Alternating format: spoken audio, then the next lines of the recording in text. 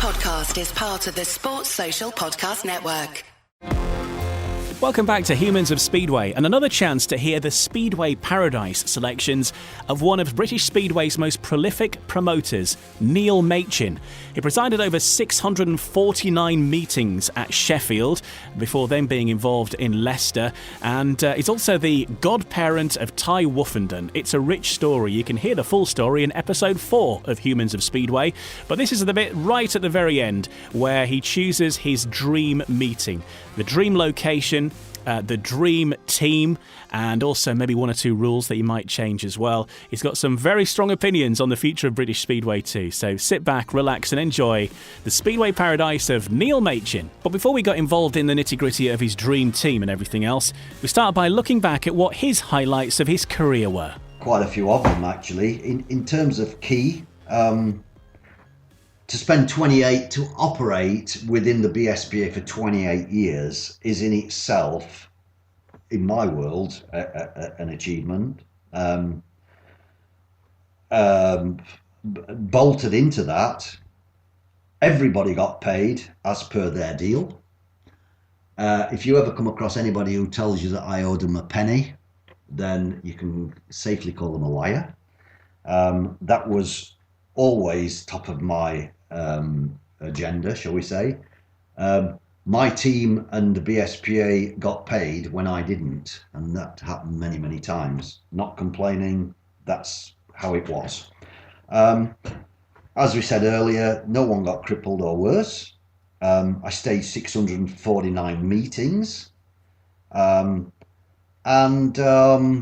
actually, I have to say that a major surprise, going back to a few years now, 5, 6 years, whatever, I was actually voted by the referees to receive the Jeff Dolby Award, which is a sort of an award that's presented on an annual basis. Jeff Dolby being a former SCB referee who sadly died. An award was left in his memory to allocate to a person who made a contribution to the industry. And shock and surprise, I was awarded the Jeff Dolby Award. And when I looked at the roll of honour of people whose names was on that trophy, I was moved. I was humbled by it. To be recognised by the SCB and its referees who voted that my name should appear on the Jeff Dolby Award might be something that you'd never heard of. To me, it was a tremendous achievement. Obviously, winning 2 league championships, knockout cups, all the rest of it. The league championships are the biggie. After the league championship, if you can't become the league champion, then you want to win the knockout cup or the Young Shield or the, whatever it's called these days. But hey, 2 league championships, okay. You might say, well, 2 league championships in 22 years ain't that good a batting average. And maybe I would agree with that, but hey, to win 2 was a hell of a lot better than anything in the previous history of Sheffield Speedway. And of course I had tremendous pride and achievement, winning the first one in 99, 70 years after Sheffield first set foot in as a speedway venue. So yeah, lots of achievements, lots of relationships with riders all over the planet. Which still, those relationships, although most people are retired now, they continue. And what a journey! I have to say, what a fantastic journey. And of course the journey continues. I have no idea what happens next, what happens next year, what happens this year. Or the year after, but what a journey, and I can only relate to the positive aspects of that journey, even though, as you can well appreciate, there was its negative aspects as well, but we tend to focus on the more positive stuff, don't we? Well, they're talking about Bradford making a comeback. Would you be interested?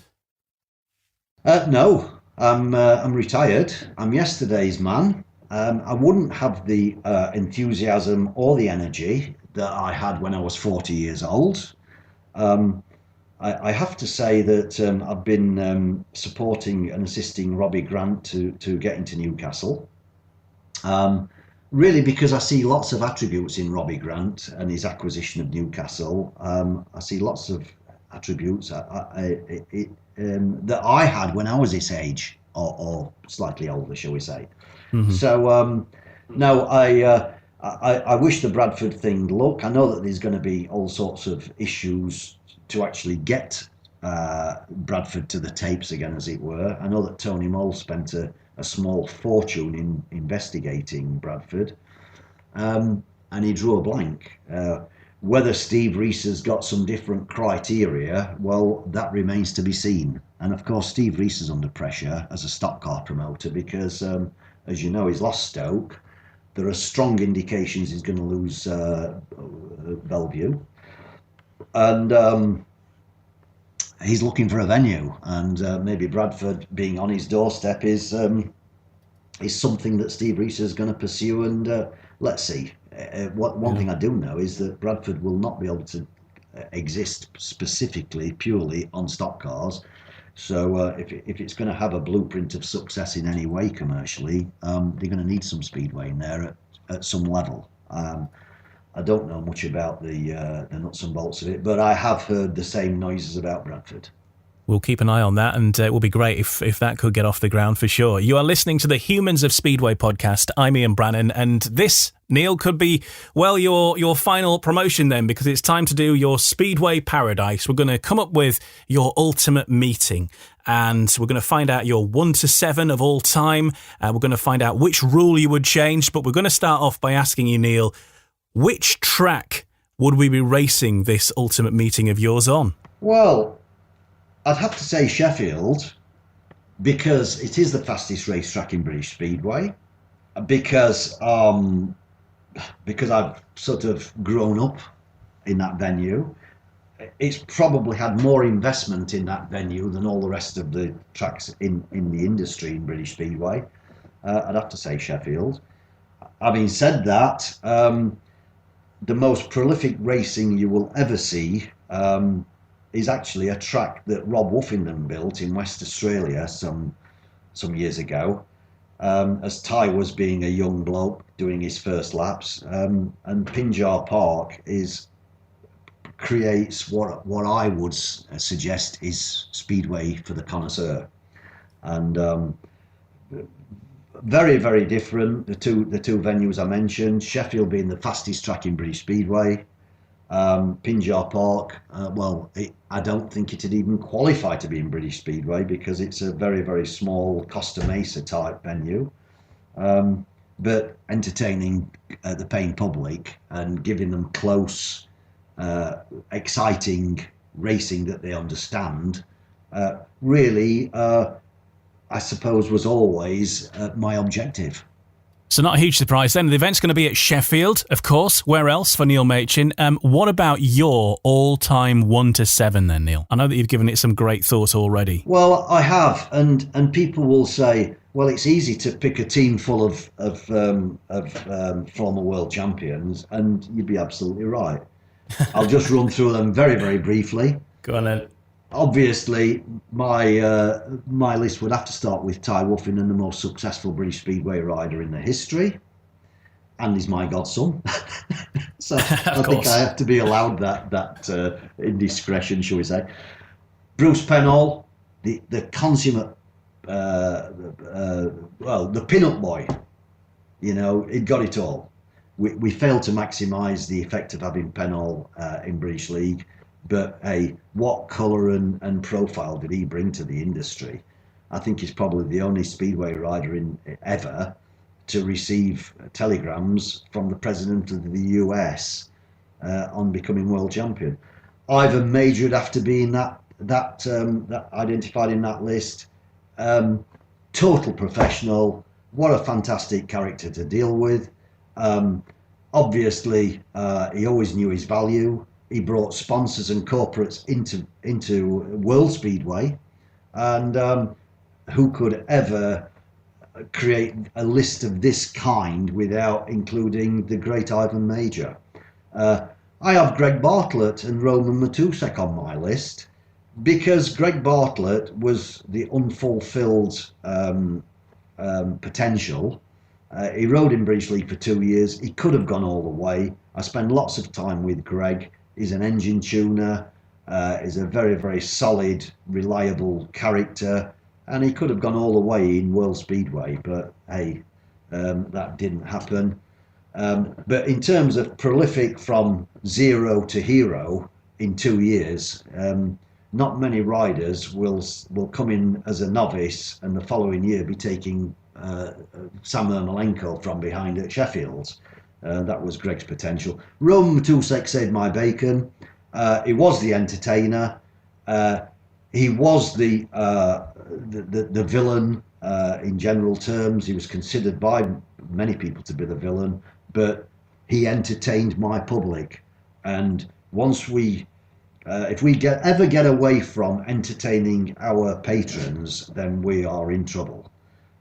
Peter Collins would have to be on my list because Peter became world champion in '76, and Peter was always box office. If you got him in a meeting anywhere in his heyday, he would swallow the crowd. And of course, how could I not include Greg Hancock? Because Greg has really rewritten the record books with every time he threw his leg over a bike in the last couple of seasons anyway. Turned 50 the other day, did Greg. Known him since he was probably a 16 or 17 year old, go back a long way. Tremendous respect for Greg. What a fantastic profile for World Speedway. And of course, all of these people on my list have you may say, well, it's obvious that you're going to include people who've got 16 world championships between them, which I have done. But commercially, good business.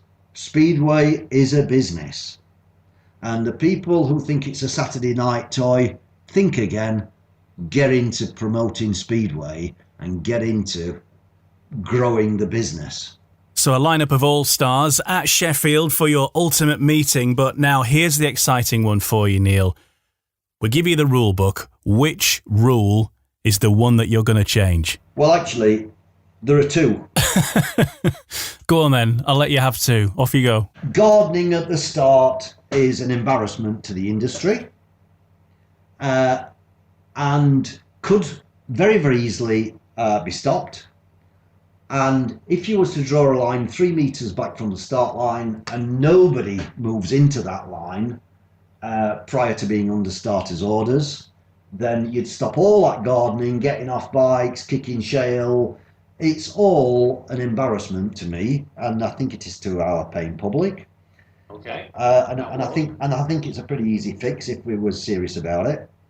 And I think it should be compulsory for every team in British Speedway to wear the corporate gear. And if a sponsor's put in £2 or £2,000 or 20 grand, doesn't matter. Every team should have its identity and should be dialed in totally to who their sponsor's identity is, and it should be within every contract, and it should be compulsory, and it might just give us a more professional outlook to the outside world. Yeah, it's a very good point, because I think, the teams that do all match, like the Polish teams, for example, do it, don't they? And it does look great. Well, not just teams. I mean, obviously, team members become the focal point, but dressing your track staff, projecting your sponsor's identity through we've all got 30 track staff or 25 track staff or something. What a fantastic opportunity we have to project our sponsor's identity. Very few tracks do that. You can't tell the track staff from the paying public. So I just think that we ought to sharpen up lots of those. And we're talking about presentation aspects here. The one thing that disappoints me in Speedway in general terms is the presentation. You look at any Grand Prix, wherever it is, the presentation is superb. It's something that's obviously had some investment. And you look at most of the domestic presentation and it's pretty tosh. Desperately needs some investment, and definitely needs a fresh pair of eyes to actually bring it up to, where are we, 2020. Let's get into 2021 and stop messing around as though we're in the mid-70s, eh? Neil Machin and his Speedway Paradise. He's always such a good speaker, and he speaks so well all about Speedway, so passionate and so enthusiastic. And if you've not listened to the full Neil Machin episode yet, there's a full hour and a half of Neil's wit and wisdom, and it's episode 4 of Humans of Speedway from June earlier in 2020. And through that, he talks all about discovering Speedway, because his story is quite fascinating, because he's one of the few that I've spoken to that didn't really have family links with Speedway. He was introduced to it by a friend and obviously got very much involved in it then, not before long, being Rob Woofenden's mechanic and then taking over Sheffield. And it's a fascinating story. Check it out for yourself at some point when you get a chance, of course. And another new episode of Humans of Speedway to come in the next 7 days. It will be with Kelvin Tatum, and you're in for a treat there. And plus, he'll be choosing his Speedway Paradise and building his own dream meeting as well. So find out what Kelvin would pick in that next episode in the series, coming soon on Humans of Speedway.